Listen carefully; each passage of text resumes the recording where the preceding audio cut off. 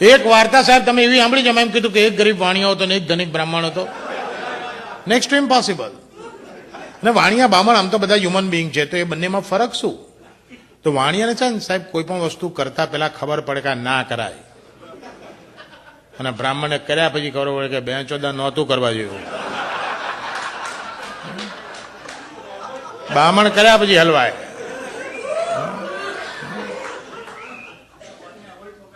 અને પેલા એ કીધું કે 10 વરદાન નહીં મળે, જોતા 3 લઈ લે.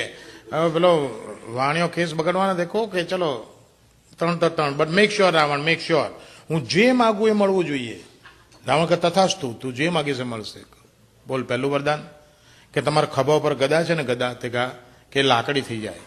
એટલે કે હીરા મોતી માણિક જવાહરાત સોના ચાંદી કઈ ના જોઈએ, ગદામાંથી લાકડી બનાવો. ફટાકથી રાવણની ગદામાંથી લાકડી બની ગઈ. તો કે બીજું વરદાન કે લાકડી તમારી ગાણમાં ઘૂસી જાય. રાવણ કે ચોજાવ ના કરે કે ના વદાન એટલે વદાન, તમે તથાસ્તુ બોલ્યા છો. ફટાકથી લાકડી રાવણની ગાણમાં ઘૂસી જાય. રાવણ કે ચોદાવ જલ્દી ત્રીજું વદાન માગ, મારા ગાણમાં લાય બળે છે. એટલે વાણીઓ કે જો ત્રીજું વરદાન માગો પેલા એક ખુલાસો કરી લઉં કે તમારે મને 10 વરદાન આપવા છે, નહીતર ત્રીજું વરદાન એવું માગીશ કે લાકડી પાછી ગદા થઈ જાય.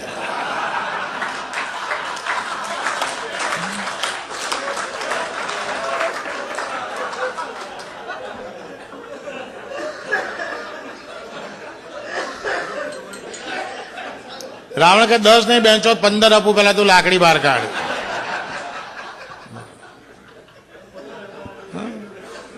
રાવણી ફાડી નાખીએ ત્યારે તો આપણો શું ક્લાસ.